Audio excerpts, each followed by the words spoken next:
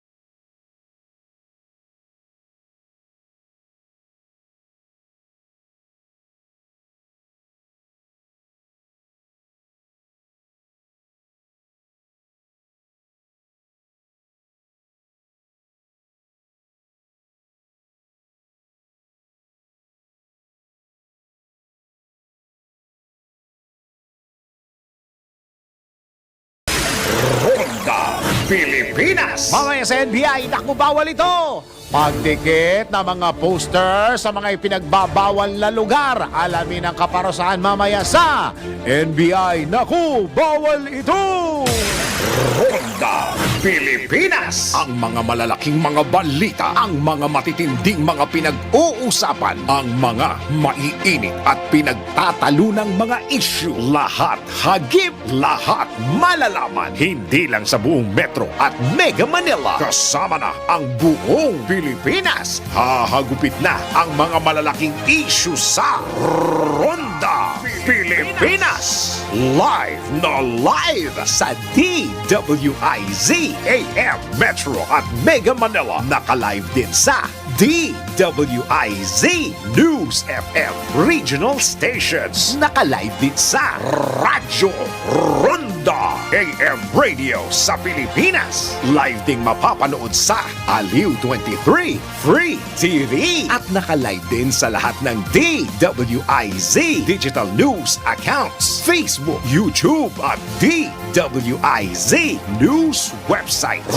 Ronda Pilipinas. Wala nang mahuhuli sa balita. Wala nang maiiwanang issue na hindi mo alam. Ngayon, updated ka na sa Ronda Pilipinas. Kasama si Dennis Antenor Jr. Ronda Pilipinas.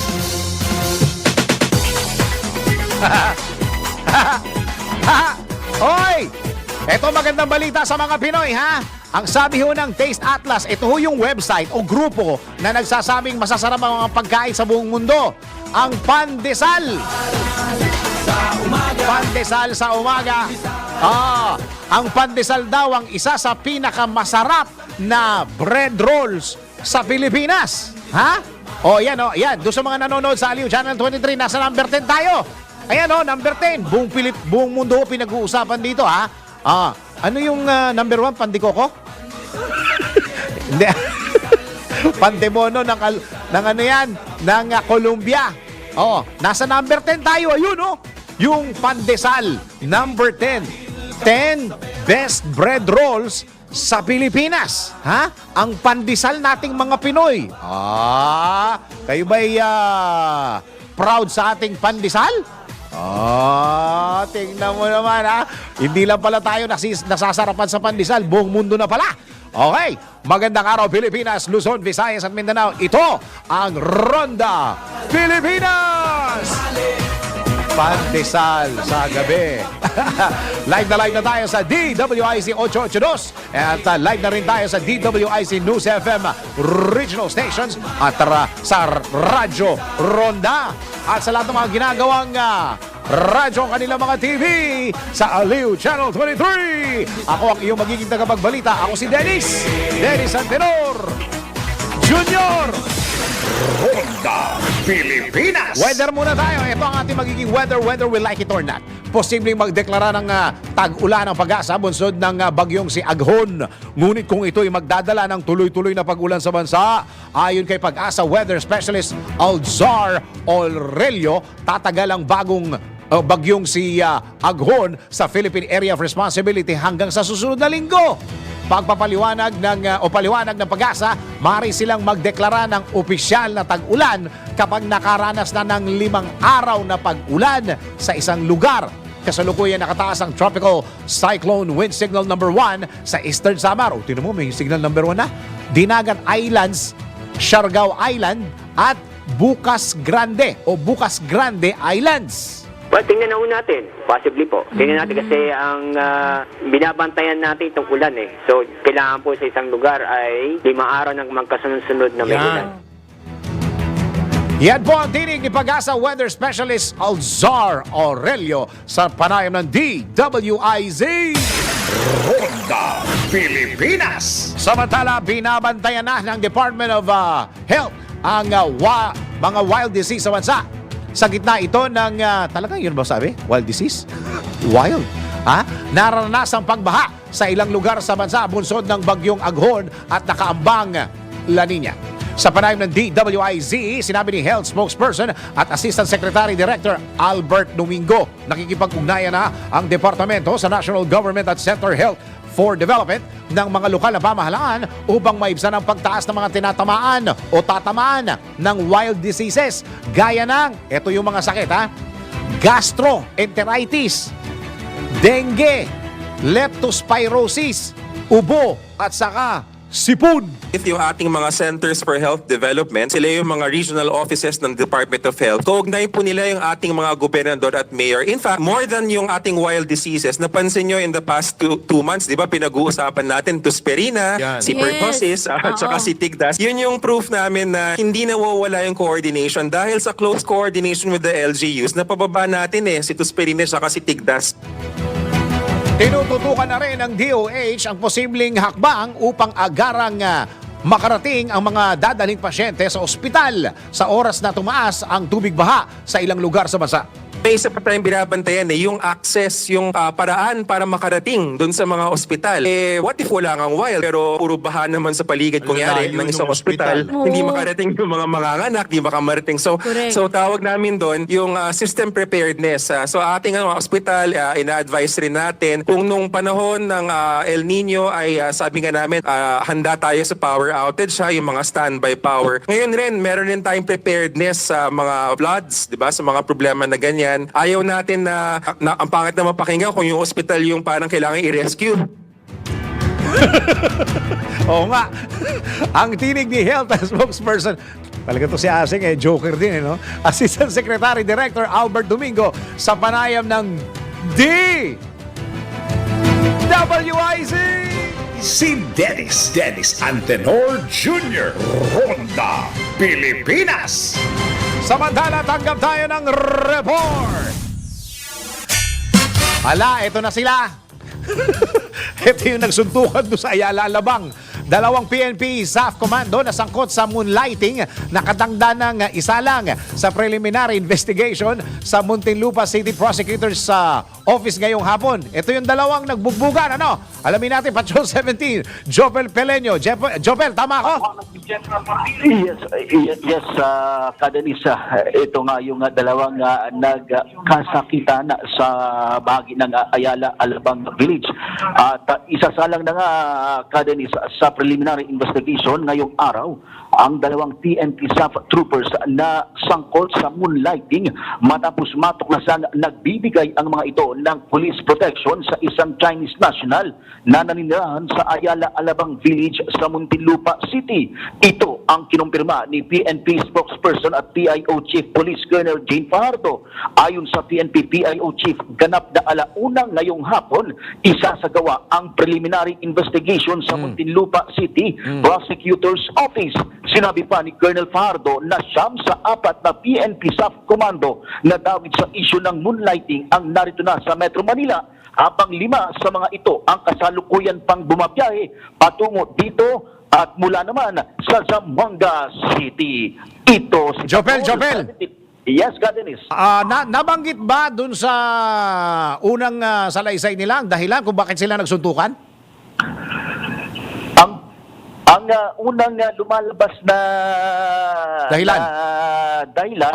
O usap-usapan, mukhang habang nagbabantay sila doon sa bahay ng isang Chinese national na sinasabing Pogo official, ay mukhang nagkagirian dahil sa yung isang PNP staff na nagbibigay ito ang dalawa na nagbibigay ng proteksyon dito po sa Chinese national, yung isa natutulog daw at ginising, mukhang nagkaroon sila ng yung isa naalimpuhatan, sinuntok itong isa niyang kasamahan.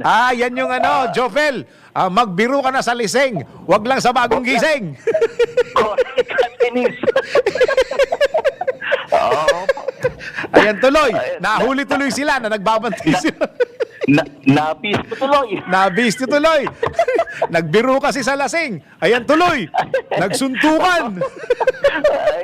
Kaya sabi sabi nga, Boss Dennis, wag mong bibiruin ang bagong gising. Dahil mabubunyag ang lahat. Ayan tuloy. Isasalang na tuloy. Nabisto pa yung moonlighting tuloy. Kaya nga po, Boss Dennis, kung hindi naman kasi ginising, hindi sana mabubunyag. At kung hindi ginising, hindi sana nagsuntukan. Correct ka, Dennis. Correct. Okay. Salamat, Jobel. Okay, back to you, Boss Dennis. Maraming salamat, Patrol 17, Jobel Pelenyo. Ronda Pilipinas. Anong aral natin, mga Pilipino? Magbiro na kayo sa lasing, wag lang sa bagong gising. Yan tuloy, nagsuntukan. Tapos meron pa isang kaso yan. Alarm and scandal dahil yung mga kapitbahay doon sa Ayala Alabang na istorbo. Ano ba naman yan? Sige, tanggap pa tayo ng isa bang report. Nako, suporta ng ilang kongresista sa direktiba ng Pangulo na unti-unting ibalik ang lumang school calendar. Nagpapatuloy. Alamin natin ang report ni Patrol 11, Tina Nolasco. Tina! Patuloy ang pagpapahayag ng suporta ng ilang mga lider sa Kamara kaugnay sa hakbang ni Pangulong Bongbong Marcos Jr. na unti-unting ibalik ang lumang school calendar sa pamagitan ng pagsisimula ng school year sa July 29, 2024 na magtatapos sa April 15, 2025. Ayon kay Zambales 1st District Representative Jefferson Congun, nakita naman na ilang beses nang nagsuspende ang mga pampubliko at pribadong paaralan ng face-to-face classes dahil na rin sa sobrang init. Kawawa rin niya ang mga estudyante, guro at school personnel kung muli na naman silang papapasukin tuwing summer. Para naman kay La Union 1st District Representative Francisco Paulo Ortega, milyong estudyante na ang naapektuhan ng sobrang init ng panahon at hindi na nakakabuti ang pagkakaroon ng klase sa ganitong klase ng init. Mabatid na nitong buwan ng Abril, nasa 4,000 pampublikong paaralan at 7,000 pribadong eskwelahan ang sinuspende ang face-to-face classes at lumipat sa asynchronous at distance learning mode dahil sa init ng panahon. Ito si Patrol 11, Tina Nolasco para sa impilang may todong lakas DWIZ. Nagbabalita ng tama, naglilingkod ng tama. Kapag may bagong balita, naka-on air, agad-agad, DWIZ Patrol Report. Hoy, mamaya meron tayong bisita, ha? Di ba, ang sabi ko sa inyo, pagka Friday, medyo magaan tayo. Okay? Ang pag-uusapan natin, paano makakaahon sa lubog na utang. Magaan pagka-Friday, pero pag-uusapan natin utang. Oo. So, alam ko, ikaw na nakikinig at nanonood, nakaka-relate ka. Mamaya, ha? Huwag kayong alis. Kaya lahat ng mga commercial ko, pakinggan nyo, ha? Para pagbalik ko, ma-timingin ninyo mula umpisa. Huwag kayong maglilipat ng radyo at saka TV. Ha? Panoorin at pakinggan nyo pati commercial ko. Pambihira. Tuloy ang mga balita. Ronda Pilipinas. Panibagong dagdag toll sa North Luzon Expressway ang namimiligrong sumalubong sa mga motorista sa Hunyo. Ayon kay Toll Regulatory Board Executive Director Alvin Carullo, nasa advanced stage na ang application para sa toll increase ng NLEX Corporation. At maaaring itong sa susunod na board meeting ng TRB. Hunyo nung isang taon nang ipatupad ang toll hike, pero kalahati lamang ang piniyagang kolektahin para sana sa noong 2018 at 2020 at magsilbi ng second tranche na ng increase kung inaprubahan. Sakaling ipatupad naman ang ikalawang bugso ng toll hike, magiging katulad din ng inilargang dagdag toll nung isang taon na additional 7 pesos. Grabe naman ang taas nito. 7 pesos sa open system at 36 centavos per kilometer sa closed system. Bukod sa NLEX, may nakatenga ring toll hike proposal ang South Luzon Expressway, Subic-Clark-Tarlac Expressway at Muntinlupa Cavite Expressway. Ronda Pilipinas. Last year pa ba yun? Last year pa ba yun? Yung taas ng toll? Parang katataas nyo lang ah. Wala pang kinakansilang biyahe ng mga sasakyang pandagat ang PCG o Philippine Coast Guard dahil sa bagyong Aghon. Ito'y ayon sa Public Information Office ng PCG matapos ganap ng maging bagyo ng low pressure area at siyang unang bagyong nararanasan sa bansa sa taong ito. Gayunpaman, sinabi ng PCG na posibleng magbago ang sitwasyon at makapagpalabas sila ng advisory kaugnay sa paglalayag ng mga sasakyang pandagat. 4 na lugar sa Eastern Mindanao ang nakataas ngayon sa wind signal number 1 na kinabibilangan ng Siargao Island, Dinagat Island, Siargao at Bukas Grande Island. Si Dennis Antenor Jr. Ronda Pilipinas. Tanggap po tayo ng isa na namang report. 41st founding anniversary ng PNP SAF, pinangunahan ni General Marbil. General! Nakilala mo na ba yung dalawang nagsuntukan? Alamin natin ang report ni Patrol 17, Jopel Peleño. Jopel, balik! Go! Ipinagdiwang ng Philippine National Police Special Action Force o PNP SAF ang kanilang 41st founding anniversary. Ginanap ang aktibidad sa SAF headquarters sa Fort Santo Domingo, Santa Rosa, Laguna. Pinangunahan ang event ni PNP Chief Police General Romel Francisco Marbil na siyang nagsilbing guest of honor and speaker. Dito ipinakita ang kasaysayan ng pagkakatatag ng PNP SAF noong 1983 at ang kanilang mga naging tagumpay sa nakalipas na 4 na dekada, partikular na ang nangyaring pagpapalaya sa lungsod ng Marawi. Ayon kay SAF Acting Director Police Brigadier General Mark Pespes, sa loob ng 41 taon, maraming tagumpay at hamon ang kanilang unit na hinarap na nagbigay daan upang higit na tumatag at magkaisa ang kanilang hanay, kabilang sa mahalagang tungkulin ng PNP SAF ang counter-terrorism, counter-insurgency, hostage rescue, search and rescue at iba pang special police operations. Tiwala naman si Pespes na kanilang malalampasan ang mga hamong kinakaharap, gaya na lamang ng usapin ng moonlighting na kinasasangkutan ng 2 PNP SAF Commando na nabunyag na nagsisilbi palang personal bodyguard ng isang Chinese national. Sa ngayon, nagpapatuloy na ang investigasyon ng PNP ukol dito. Ito si Patrol 17 Chopel Peleño para sa impilang may todong lakas, DWIZ. Nagbabalita ng tama, naglilingkod ng tama.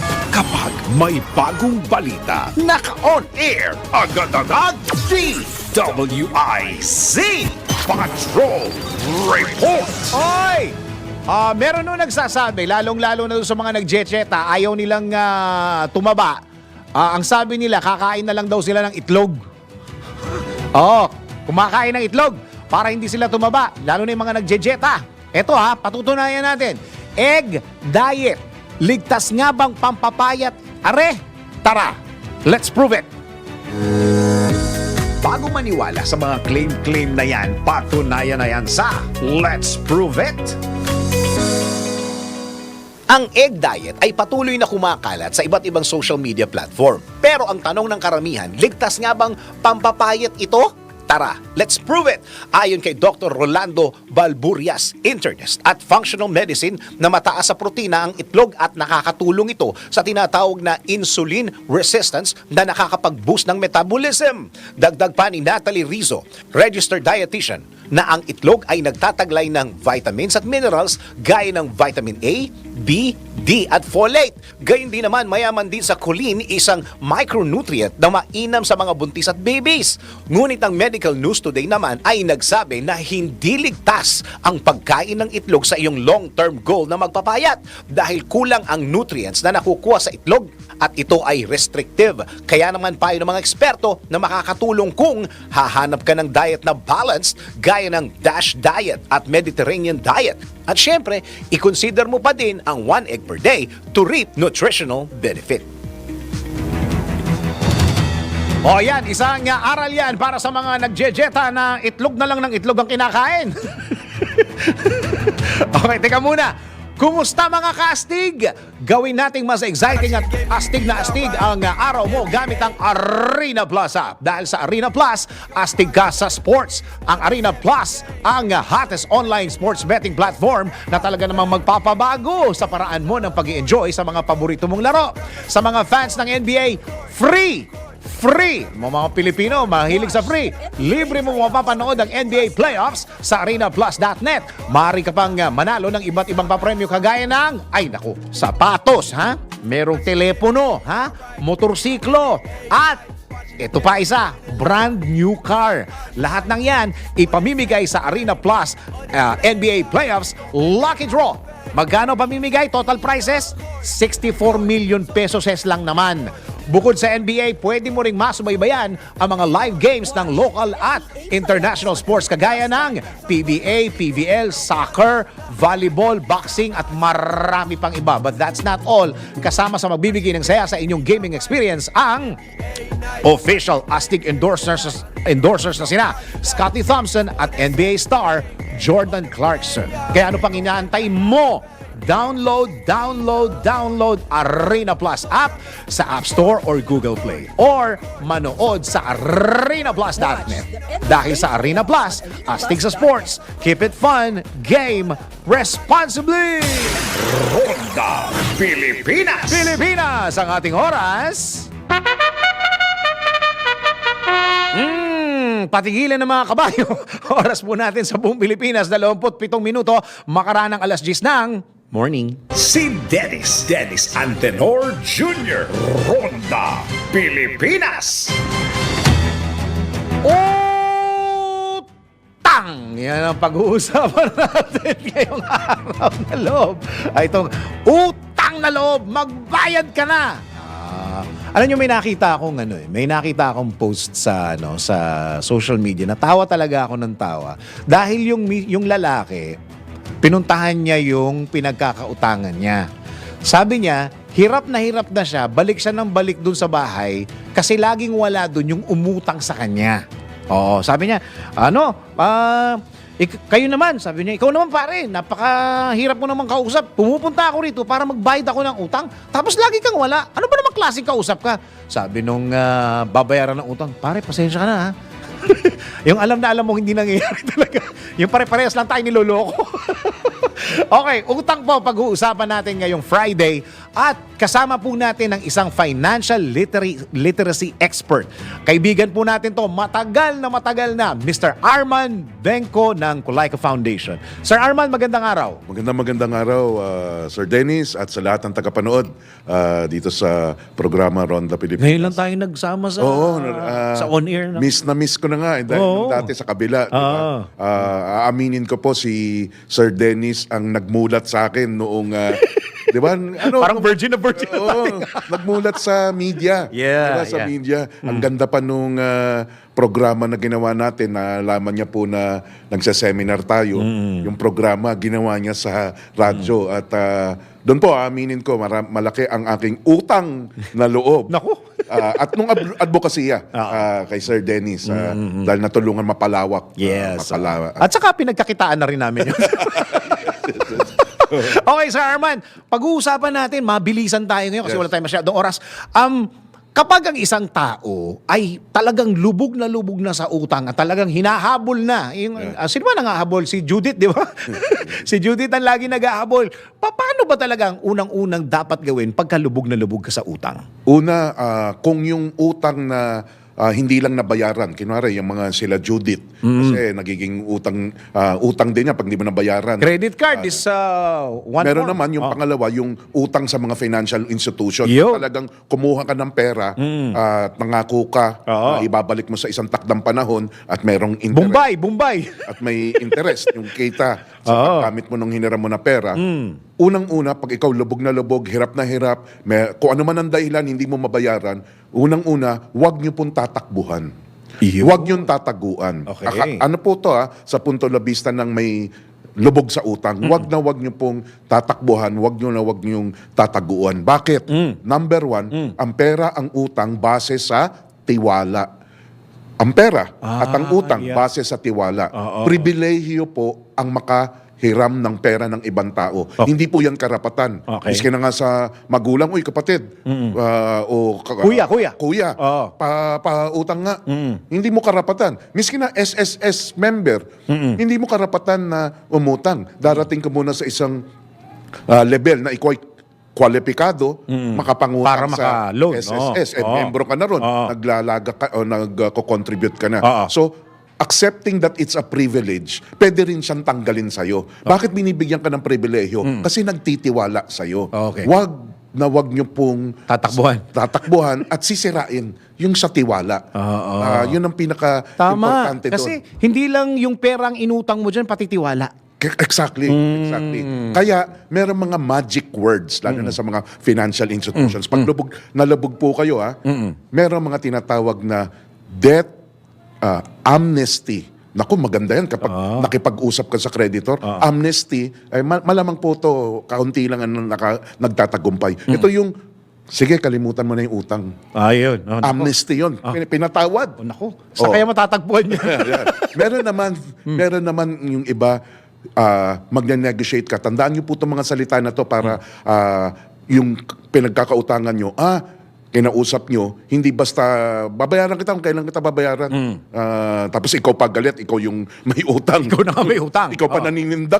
Di ba? Ano ka ba naman? Ang kulit-kulit mong, di ba? Ikaw pa ang... At madalas nangyayari yan. Yes. Ito mga magic words na to, technical terms, tandaan nyo po para alam na yan na, uy, pinag-isipan naman pala niya habang nakikipag-usap siya sa akin. Ang madalas na nakukuha, hindi po yung debt amnesty. Kadalasan pag mga utang yan sa pamahalaan, may utang ka sa pag-ibig, hindi mo nabayaran, nagkakaroon sila ng debt amnesty. Naku, tuwan-tuwa yung mga pag-ibig fund Members. na umutang, na umutang doon sa pag-ibig. So, kadalasan pamahalaan ng nagbibigay niyan. Meron naman, sa mga pribado, humihingi ka ng grace period. At least nakikipag-usap ka, At Sir least Arman. nakikipag-usap ka. Oo. At yung panghuli, pwede ba nating i-restructure yung loan na magkahalo pa yung grace period. Di ba may utang ako, kailangan kong bayaran, ganito. Kung ano man ang dahilan, hindi ko mautang, pwede ba na bigyan mo ako ng palugit 6 na buwan habang nakabalik ako sa trabaho? Yun. Unang 6 na buwan, hindi mo na ako magbabayad o interest muna ang babayaran ko. Tapos sa susunod na dapat mabayaran kita ng 1 taon or next 12 months. Pwede bang extend ng 18 months para lalo na sa mga financial institutions, credit card, bank loans, car loan and housing loan, tinatanggap po yan. Debt restructuring. Now, sino ang kakusapin nyo? Wag po yung sa call center lang. Hindi ko po minamaliit yung sa call center kasi meron silang script So, kung Sistemado. nag-effort kayong mangutang, mag-effort din kayong ayusin ng inyong pinagkakautangan. Punta po kayo sa head office. Okay. Wag po automated Oo. yung sasagot yung kayo makikipag-usap kasi meron pong script lang yun. Makipag-usap Saka hindi ka kayo pwedeng umapila dyan sa mga ganyan. doon sa call center. Oh, sa call center. Hindi ka kasi pwedeng umapila dyan kasi Oo. talagang nakadesign sila para maningil. para maningil. Correct. Ngayon, para naman na yung iba kasi lubog sa utang, hindi na nakakagalaw, hindi na kinakausap yung pinagkakautangan nila, nasa-stress pa at Oo. naapektuhan ng physical. Dalaway nai-stress doon. Ikaw na may utang at saka yung pinagkakautangan. Tapos Oo. yung karamihan pa, pag dahil yung cause ng stress, dahil kung ano ang pwedeng mangyari sa kanya o gawin sa kanya. Though pinagbawal na ng Bangko Sentral ng Pilipinas yung shame campaign. Dati, nung araw, nung ako lumalaki, nung una ako nagkakaroon ng credit card, talaga yung naniningil, yung credit card, kung saan ako may utang, kukuha yan ng law firm para yun ang maningil. At yung law firm naman, mag-shame campaign. Ano yung shame campaign? Tatawag sa opisina mo, tatawag sa mga Tatakot-takotin ka. kamag-anak mo. Nako. Hindi na ikaw nga ang kinakausap kasi nga siguro nagtatago o iniiwasan. Kakausapin yung employer mo, kakausapin yung matanda mong nanay na retirado na. Ano ho ba yung anak nyo? Pinapahiya ka talaga. Niyuyurakan yung pagkatao mo. Tataranta pa yung nanay mo. Matataranta yung nanay mo. Ngayon po, pinagbabawal yan. Pangalawa,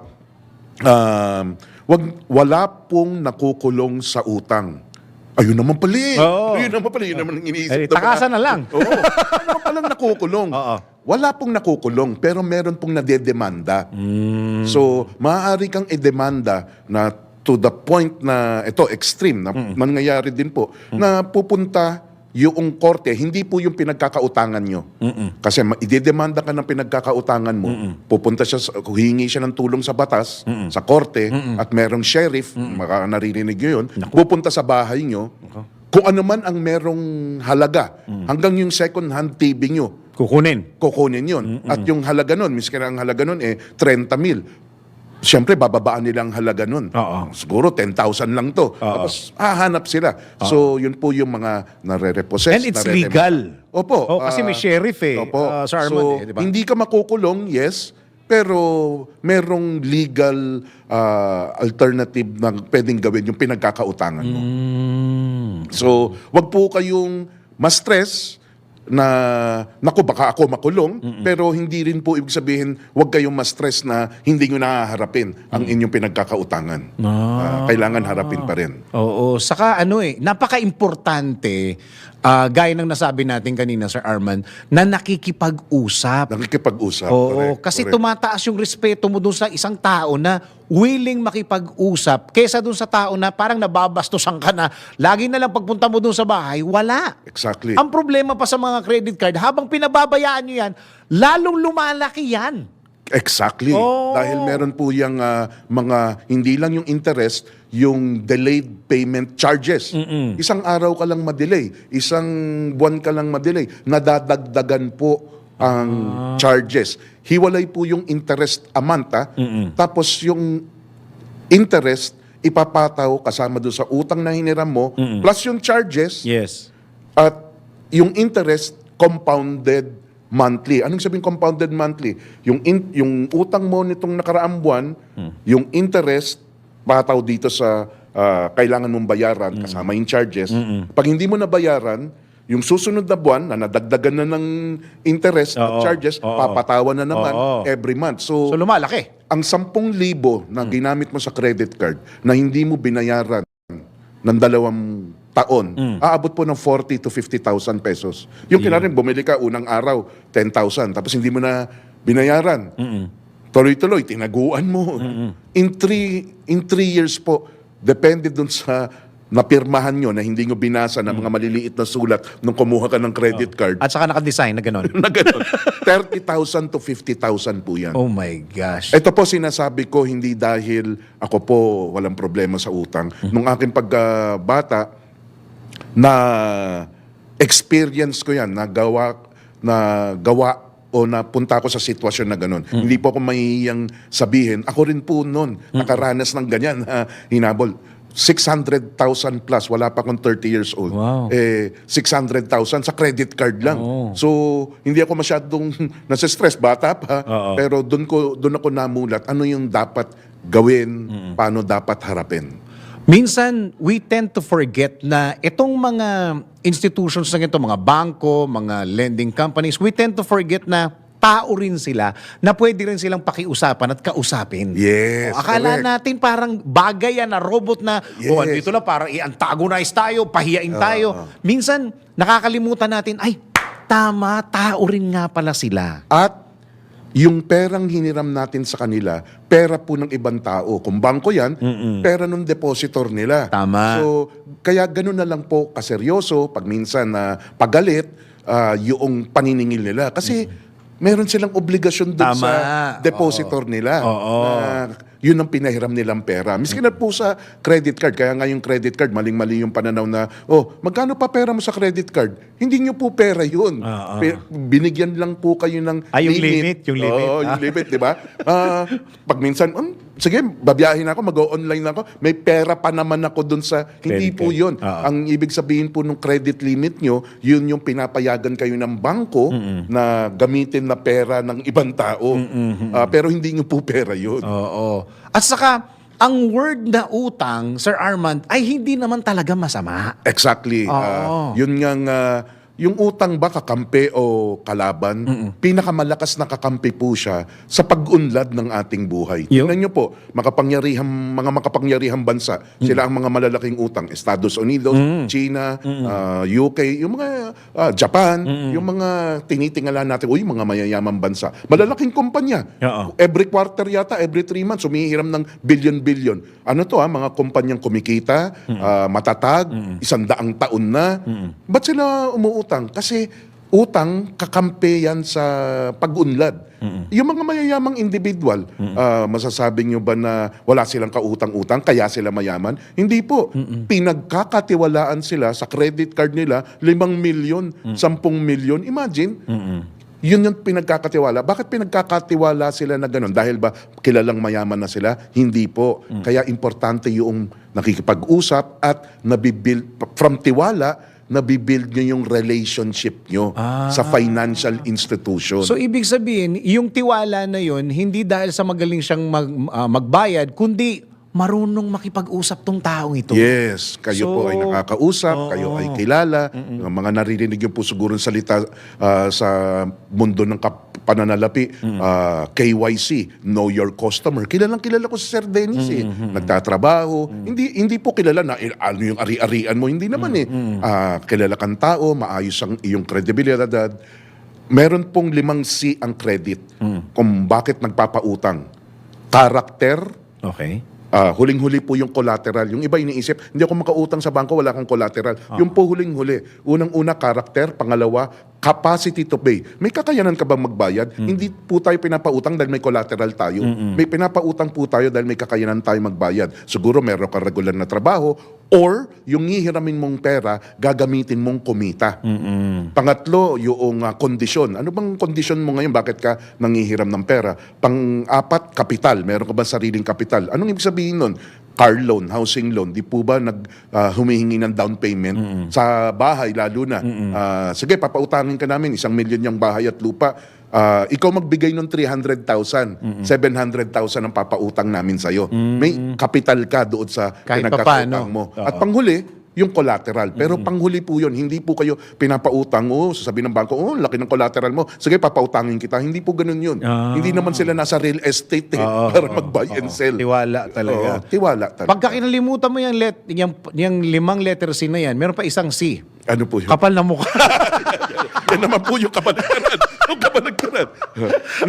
Pero kailangan talaga, di ba, nung nangungutang kayo, ang sipag nyo, ang tiyaga nyo na kausapin yung kung kanino magpapautang, pag minsan nga sa bangko o individual. Kasi mamaya na sa after office na kasi ang dami kong gawa. Pero nung nagsisingilan na, ikaw na ang hindi mahal. Tama. Wag po ganun.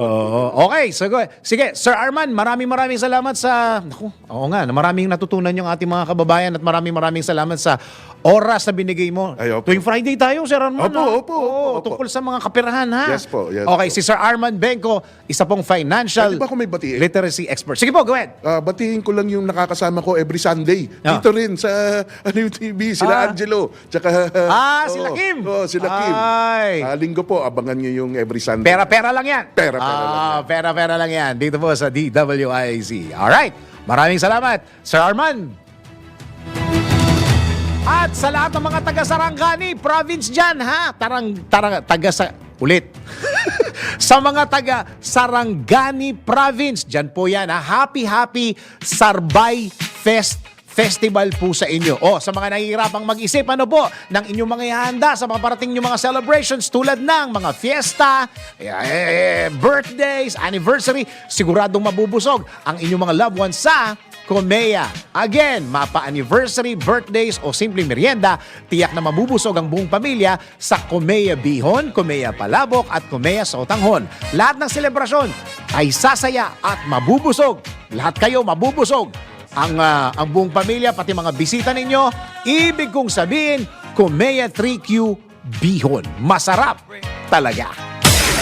Ronda Pilipinas. Ready na ba kayo mga ka-Bingo Plus sa ating DWIZ Bingo Plus numero panalo?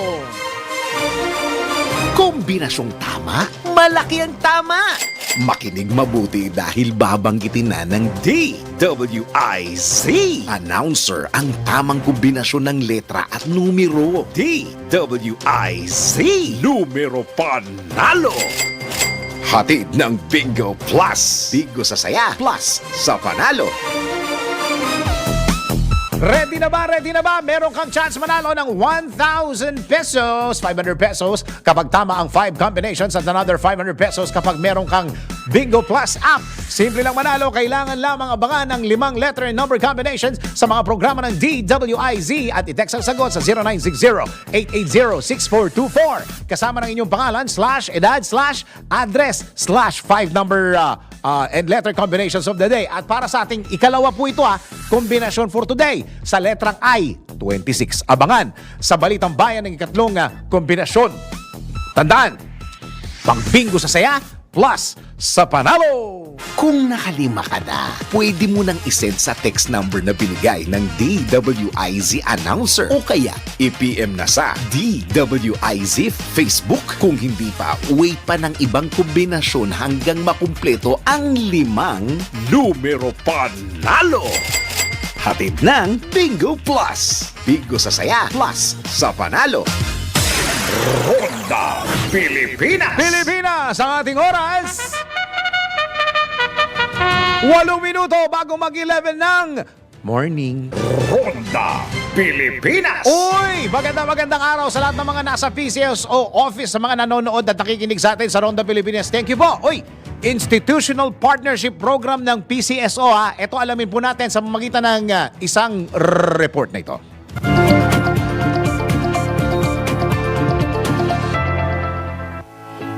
Isa sa mga programa ng Philippine Charity Sweepstakes Office o PCSO ay ang pagtulong sa pamamagitan ng pagpopondo sa iba't ibang LGUs, NGOs at mga center-based at community-based organizations na nangangailangan ng suporta. Kung kaya't iniimbitahan at hinihikayat ni Jerusa Arante Homo, Division Chief ng Charity Assistance Department ng ahensya, na mag-apply sa kanilang IPP program o ang Institutional Partnership Program dahil napakasimple lamang ng paraan ng pag-a-apply. Pakinggan natin ang kanyang pahayag. Nasa website naman po itong requirements namin. There's an application form, i-fill up nyo lang, and then accreditation certificate from the SWD, and then meron po tayo yung documents na nagsusupport that you've been operating for at least 3 years. So, meron pong financial statement yan na isasubmit. So, available na po lahat yung documents na yan sa inyo. So, it's just really easy. Ang gagawin nyo lang actually yung project proposal. Yan. I think wala pa yatang ibang agency na gumagawa nun sa Pilipinas. So, this is one program that we are very proud of. At sana po ay makasama namin kayo dito, lahat ng mga accredited social welfare and development agencies sa bansa natin na pwede po silang mag-apply. At yan ang report na hindi umuurong sa pagtulong. Maine Barreto nagbabalita ng tama, naglilingkod ng tama. Alam nyo ba na ang katumbas ng bawat taya sa Philippine Charity Sweepstakes Office o PCSO ay kawang gawa? Sa bawat ticket mo, siguradong may matutulong ang Pinoy sa kanilang pangangailangang medikal. Dahil sa PCSO, basta kawang gawa at pagtulong, hindi kanila uurungan. Kaya palaging tandaan, ang bawat taya may kawang gawa. Ronda Pilipinas! Alas, Pilipinas! Tinalo ang Australia sa kanilang opening match sa AVC Challenge Cup. Alamin natin sports news mula kay Daryl Justin. Sa mundo ng palakasan, ang latest malalaman sa DWIZ Sports News. Off to a triumphant start ang Alas Pilipinas women's volleyball team matapos talunin ang Australian Volleyroos sa kanilang opening match sa 2024 AVC Challenge Cup kagabi sa loob ng 4 na sets, 22-25, 25-19, 25-16 at 25-21. Naungusan man ng Australia ang Pilipinas sa unang set, agad pinamalas ni Gia de Guzman ang kanyang playmaking skills katuwang ng scoring prowess nina Cici Rondina, Ea Laure at Angel Canino upang magkaroon ng 21-18 lead ang Pilipinas sa mga sumunod na set. Sinubukan mang bumawi ng Australian team lalo na noong 4th set ngunit hindi na ito pinahintulutan ni Cici Rondina na nagbigay ng fatal attack para maselyuhan ang W para sa Alas. May daladalang 1-0 win-loss record sa sabak muli mamayang gabi kontra sa India ang Alas Pilipinas. That portion was brought to you by Arena Plus. Sa Arena Plus, astig sa sports. Download Arena Plus app now in App Store or Google Play. You can watch it also on arenaplus.ph. Ronda Pilipinas! Hoy! Yan po kabuuan ng mga... Teka muna, bago tayo magpaalam tayo munang... magpatama quote of the day. Ang ating patama for today ay... Hayaan mo silang pag-usapan ka. At least, may time sila para sa'yo. Oh! Di ba meron pang... ano ba yung sikat na... sa lahat ng mga tao, for all the people who talks behind your back, sabi nila, ha? They deserve to be there behind your back. Okay, yan po ang kabuuan ng mga balita at impormasyon sa Ronda Pilipinas. Pandesal sa umaga. Ang susunod na programang Yes, Yes, Yo, Topacio with Miss Juvie de Guzman. Yan. Sa umaga. Oh. Ako ang iyong naging tagapagbalita. Ako si Dennis. Dennis Antenor Jr. nagbabalita ng tama. Naglilingkod ng tama. Ang mga malalaking mga balita, ang mga matitinding mga pinag-uusapan, ang mga maiinit at pinagtatalunang mga issue. Lahat hagip, lahat malalaman. Hindi lang sa buong Metro at Mega Manila. Kasama na ang buong Pilipinas. Hahagupit na ang mga malalaking issue sa Ronda Pilipinas. Live na live sa DWIZ AM Metro at Mega Manila. Naka-live din sa DWIZ News FM Regional Stations. Naka-live din sa Radyo Ronda AM Radio sa Pilipinas. Live ding mapapanood sa Aliw 23 Free TV. At naka-live din sa lahat ng DWIZ Digital News accounts, Facebook, YouTube at DWIZ News website. Ronda Pilipinas. Wala nang mahuhuli sa balita. Wala nang maiiwanang issue na hindi mo alam. Ngayon, updated ka na sa Ronda Pilipinas. Kasama si Dennis Antenor Jr. Ronda Pilipinas. Monday to Friday, 10 a.m.